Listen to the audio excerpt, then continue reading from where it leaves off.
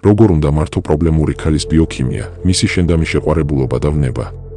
რა უნდა ქნა, რომ ქალს ყოველდღე და ყოველთვე სულ უფრო და უფრო მეტად უყვარდე. მე ჩამოგითვლი 6 პუნქტს, რომლის მეშვეობითაც შენ შეძლებ პრობლემური ქალის ლიმბურ სისტემაზე სწორ გავლენას და მისი პრობლემურობის გარკვეულ ჩარჩოებში მოქცევას. მამაკაცთა სრული უმრავლესობა ვერ ერკვევა ქალის ემოციებში. ყველა თქვენი გამოცდილება ურთიერთობაში ერთი და იგივე სცენარით ვითარდებოდა. თავიდან იყო სრული იდილია, ემოციები, ცეცხლი და ვნება. უსიტყვოდ გესმოდათ ერთმანეთის და რაც უფრო დრო გადიოდა, მით უფრო ნელ-ნელა ქრებოდა ეგ ყველაფერი, ყოველი დღის და ყოველი თვის შემდეგ, ნელ-ნელა ქრებოდა, შენ ამას ვერ ამჩნევდი. შენ ფიქრობდი, რომ ეს ურთიერთობის ახალი ეტაპია, ცოტა ხანში სავარაუდოდ გამოსწორდება. მაგრამ რაც უფრო დრო გადიოდა, მით უფრო გროვდებოდა ნეგატივი, რუტინა, უკმაყოფილება, კონფლიქტები და მოგვიანებით დაშორება. შენ რომ გწოდნოდა ამ 6 პუნქტის შესახებ, სულ სხვანაირად განვითარდებოდა ეგ პროცესი. ქალის დაბრუნება იმ საწყის პოზიციაზე, სადაც მის თვალებში ცეცხლი და ვნება იყო, სადაც ის მზად იყო შენთვის ყველაფერი ეკეთებინა, ძალიან მარტივად არის შესაძლებელი. მაგრამ ამისთვის არის საჭირო შემდეგის ცოდნა. ყველა ჩვენი ქცევა, ყველა ჩვენი სიტყვა იწვევს ბიოქიმიურ რეაქციას ჩვენს პარტნიორში. ამიტომ მნიშვნელოვანია ამ 6 პუნქტის ცოდნა და პრაქტიკაში განხორციელება, რის მეშვეობითაც ქალი ყოველთვის იმ საწყის ჰორმონალურ ბუსტზე იქნება და მის ტვინში შეყვარებულობა სულ ჩართული იქნება. პირველი პუნქტი არის არჩევანი, რთული გადაწყვეტილებების მიღება. ქალს არ აქვს გადაწყვეტილების მიღების უნარი. ეგ არის ილუზია, ეგეთი ფუნქცია არ აქვს მას. ის გადაწყვეტილებებს იღებს მისი უკვე ჩამოყალიბებული ლიმბური სისტემიდან და გარესამყაროში შექმნილი ვითარებებიდან გამომდინარე. მაგრამ სულ ეჭვებშია, ნეტა სწორი გადაწყვეტილება მივიღე თუ არა. ამიტომ ძალიან მნიშვნელოვანია ამ საკითხში მისთვის დახმარება. ზოგჯერ ეს სასაცილომდეც შეიძლება დავიდეს. მაგალითად, ქალი მაღაზიაში ორ ფეხსაცმელს შორის ვერ აკეთებს არჩევანს. ზოგადად არჩევანის გაკეთების პროცესი საკმაოდ ბევრ ენერგიას მოითხოვს, რომელიც იწვევს სტრესს. ეს შეიძლება იყოს ნებისმიერი რამ, რისი არჩევაც უწევს. სულ რომ იმ ორ ფეხსაცმელს შორის ერთ-ერთი აირჩიოს თავისით და იყიდოს, შემდეგ შეაწუხებს ის აზრი, რომ მეორე ხომ არ სჯობდაო. მამაკაცი თავისი გადმოსახედიდან მსჯელობს და შტერობად შეიძლება მოეჩვენოს, მაგრამ ქალის ლიმბური სისტემა სხვანაირად მუშაობს. ეს არის ობიექტური რეალობა და აუცილებლად გასათვალისწინებელია, რომ ქალს უნდა დაეხმარო არჩევანის გაკეთებაში, თუნდაც წვრილმანებში. და ორივეს ვიყიდი არ არის გამოსავალი. არც ის, რომ აი ეს ფეხსაცმელი ჯობია, დროზე ვიყიდოთ და წავიდეთ. არა, გონივრულად უნდა ჩაერთო პროცესში და გარკვეული არგუმენტებით აუხსნა, რატომ ჯობია ერთი მეორეს. შენ უნდა დაეხმარო გადაწყვეტილების მიღებაში. ფაქტიურად გამოდის, რომ შენ უნდა გადაწყვიტო, რომელი აირჩიოს. თუ მამაკაცი ამ ერთი შეხედვით წვრილმანს არ აქცევს ყურადღებას, ქალის სტრესი დროთა განმავლობაში იწყებს მატებას, თქვენს ურთიერთობაში კომფორტი კიკლებას. ასეთი ტიპის პატარ-პატარა რაღაცებს დაგროვებითი ეფექტი აქვს, რომელიც ვლინდება დროში და სივრცეში. ამიტომ შენ უნდა შეგეძლოს სწორი არგუმენტების შერჩევა და მისი დარწმუნება, თუ რატომ უნდა აირჩიოს ის კონკრეტული და რატომ არის ეგ ერთადერთი სწორი ვარიანტი. და ეს ეხება ნებისმიერ საკითხს, სადაც ქალს აქვს რაღაც გადასაწყვეტი. როდესაც შენ ამას ითვალისწინებ, თქვენს ურთიერთობაში კომფორტი იმატებს, სტრესი კი იკლებს და შენი ფასიც როგორც პარტნიორის იმატებს. უფრო საჭირო და ღირებული ხდები. მეორე პუნქტი, წახალისება. მაგალითად, როდესაც ქალმა მაკიაჟი გაიკეთა, ლამაზად ჩაიცვა, ან დაალაგა გემრიელი საჭმელი მოამზადა, ანუ გარკვეული ძალისხმევა ჩადო რაღაცაში. როგორც არ უნდა ატრიალო, მას უნდა რომ ეგ ყველაფერი შეამჩნიონ. და უბრალოდ უნდა შეამჩნიო ის, თუ რა გააკეთა მან კარგად და წაახალისო. ის მაგ ყველაფერს თავისთვის არ აკეთებს. ჩვენ მასეთ რაღაცებს იმ გათვლით ვაკეთებთ, რომ შეგვაქებენ და როგორც არ უნდა ატრიალო, ეგ ყველას გვჭირდება. ამიტომ ასეთი რაღაცების შემჩნევაც აუცილებელია. წინააღმდეგ შემთხვევაში იწვევს წყენას, აპათიას და დავალების სახეს იძენს. და რა თქმა უნდა, აქ ის არ იგულისხმება, რომ თუ ქალმა გემრიელი სუფხარჩო გაგიკეთა, დღეში სამჯერ უნდა უთხრა შენ ვინ ყოფილხარ, ხოჩავ ძალიან გემრიელი იყო. უბრალოდ შემჩნევაზე და შექებაზეა საუბარი. როგორც არც ძალიან მნიშვნელოვანი რამ და არც სრულიად უმნიშვნელო.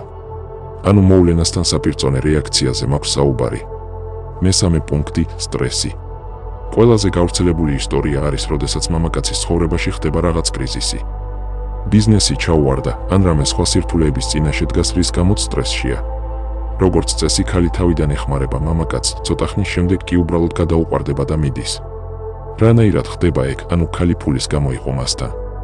არა, როდესაც მათ დაიწყეს ურთიერთობა, არც მაშინ ჰქონდა მამაკაცს ფული. საქმე ფულში არ არის, როგორც ბევრი ამარტივებს.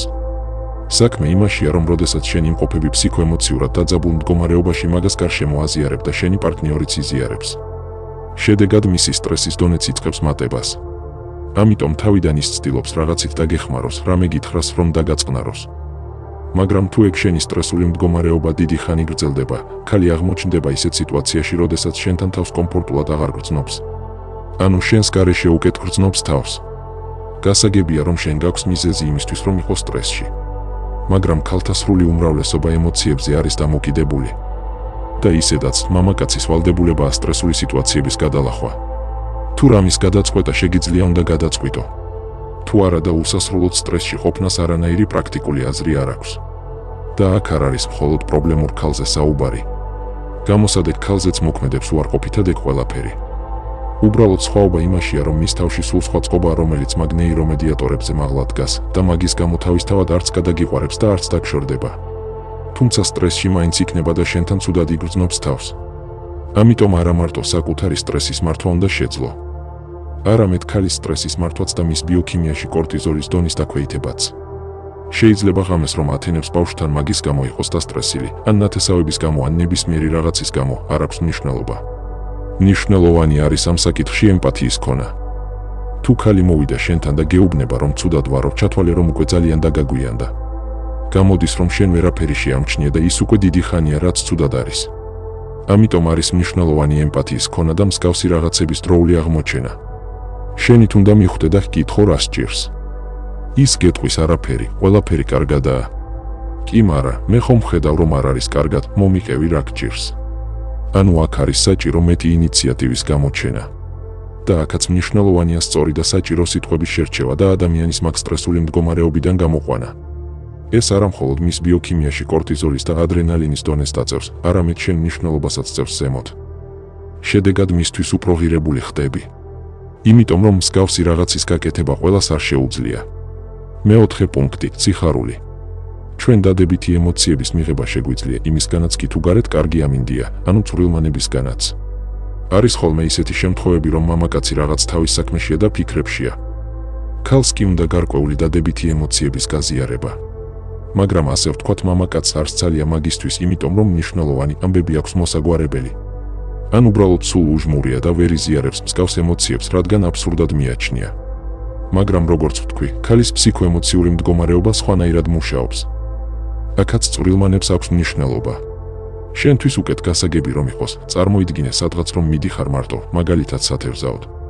როდესაც მარტო ხარ ისე ვერ განიცდი იმ ემოციებს, როგორც ვთქვათ ძმაკაცთან ერთად რომ ყოფილიყავი. რაღაცაზე დაილაპარაკებთ, იხუმრებთ, განიხილავთ, ანუ გარკვეულ ემოციებს უზიარებთ ერთმანეთს და ეს დადებით განწყობაზე გაყენებთ. მასევე არის ქალის შემთხვევაშიც უბრალოდ ბევრად წვრილმანებში ვიდრე შენ წარმოგიდგენია. ამიტომ ერთმანეთის ბიოქიმიაში დოფამინის გამოყოფა მნიშვნელოვანია თუნდაც წვრილმანებით. მეხუთე პუნქტი, ვნება. ეს არის პრობლემურ ქალთან ყველაზე მნიშვნელოვანი პუნქტი, სადაც გარკვეულწილად ექსპერტობა არის საჭირო. და ვნებაში უშუალოდ ინტიმურ კავშირს არ გულისხმობ, როგორც ყველას ჰგონია. სინამდვილეში ინტიმური კავშირი ყველაზე ნაკლებ როლს თამაშობს ქალის შენდამიმნებაში. ინტიმი შედეგია და არა მიზეზი. ამიტომ პრობლემური ქალისთვის მამაკაცისადმი ვნება შეიძლება ჩაითვალოს მთავარ კომპონენტად, რაც მის შენდამი შეყვარებულობაში კონვერტირდება. და თავისთავად რის შედეგადაც ბევრად დამთმობი და კმაყოფილია. იქიდან გამომდინარე რომ ეს ვრცელი საკითხია და ქალის უკვე ჩამოყალიბებული ფსიქოტიპიდან გამომდინარეობს მისი ემოციური დაკვეთა, მაქვს ცალკე 1 საათიანი ვიდეოკურსი სახელად ყველაფერი ქალების შესახებ, რომელიც შეგიძლია შეიძინო და დეტალურად შეიმეცნო. შემდეგ მარტივად დაადგენ რომელი ფსიქოტიპის ქალია შენს წინაშე. რა არის მისი მამაკაცისადმი ვნების კვების წყარო და შესაბამისად როგორ უნდა მართო. თუ ქალი სულ უკმაყოფილო და კონფლიქტური გახდა, მაგის მიზეზი პირდაპირ კავშირშია შენს მიმართ ვნების კლებასთან. რადგან ურთიერთობის დასაწყისში მან გარკვეული ილუზიები შექმნა თავის თავში, რითაც შენი იდეალიზაცია მოახდინა. გავიდა დრო და შენ კი რეალურად ისევ ისეთი ხარ, მაგრამ მის თავში შენი გაუფასურება მიმდინარეობს. როგორც დასაწყისში ახდენდა შენს იდეალიზაციას, მაგავე სიჩქარით ახლა ის ბანალურად გაუფასურებს. უბრალოდ აღარ ხარ მისთვის მიმზიდველი. შესაბამისად მისი ლიმბური სისტემა ავტომატიზირებულ რეჟიმში უბიძგებს იმისკენ რომ იკონფლიქტოთ იმისთვის რომ ის ადგილზე მოსვა, რომ შერიგების შემდეგ ვნება განიცადოს. ამიტომ არის ჰაერიდან რომ იგონებს მიზეზებს. თუ შენ კონფლიქტის მართვის უნარი არ გაქვს და თუ შეყვები მას ემოციურად მაგ საკითხში, უბრალოდ ყოველჯერზე სულ უფრო და უფრო აიწევს კონფლიქტის მასშტაბი და საბოლოოდ უმართავ პროცესამდე და ნეგატიურ შედეგამდე მივა. რაც უფრო პრობლემურია ქალი, მით უფრო მეტია მასში კონფლიქტის მოთხოვნა. ამიტომ დროული და სწორი რეაქცია არის ძალიან მნიშვნელოვანი. ეს საკითხიც უფრო დეტალურად ურთიერთობის მმართველში 2 საათნახევრიან ლექციაში შეგიძლია შეიმეცნო. და მხოლოდ მე-6 ადგილზე არის სიყვარული, მე-6 პუნქტი არის სიყვარული. ანუ ის სინაზე, რომანტიკა, საჩუქრები და ასე შემდეგ. კი ეგ ყველაფერი კარგია, მაგრამ ის დანარჩენი 5 თუ არ არის, არავის სჭირდება შენი ცარიელი რომანტიკა. დანარჩენ 5-თან ერთად ფასობს ეგ ყველაფერი. ამიტომ ეგ რომანტიკა და სინაზე არ არის პირველხარისხოვანი. ახლა ხომ ხვდებით რით იყავით დაკავებული მთელი თქვენი ცხოვრება.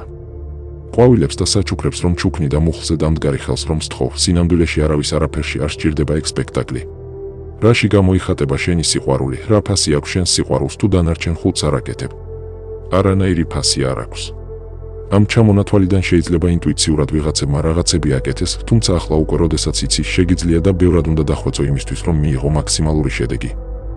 სინამდვილეში არაფერ ბევრ ენერგიას არ ითხოვს ეგ ყველაფერი.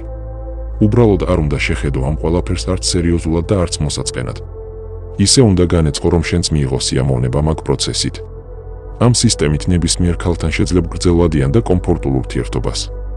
და გასაგებია, რომ ყველა ქალზე, მისი ფსიქოტიპიდან და მისი პრობლემურობის ხარისხიდან გამომდინარე ინდივიდუალურად უნდა მოარგო ესა თუ ის პუნქტი და მისი პროპორცია. და მე მგონი ისიც უნდა იყოს გასაგები, რომ აქ ძალიან პრობლემურ ქალებზე არ მაქვს საუბარი. თუმცა მათთანაც კი ეს სისტემა ახანგრძლივებს ურთიერთობას. და როდესაც ის შენგან წავა, ბევრად მალე გამოვა იგნორიდან, ან დისტანცირებიდან. მოკლედ ბევრად უფრო ღრმად და დეტალურად თუ გინდა ამ საკითხის შემეცნება, იცი რაც უნდა გააკეთო. ბმულები ტრადიციულად აღწერაში და პირველ კომენტარშია.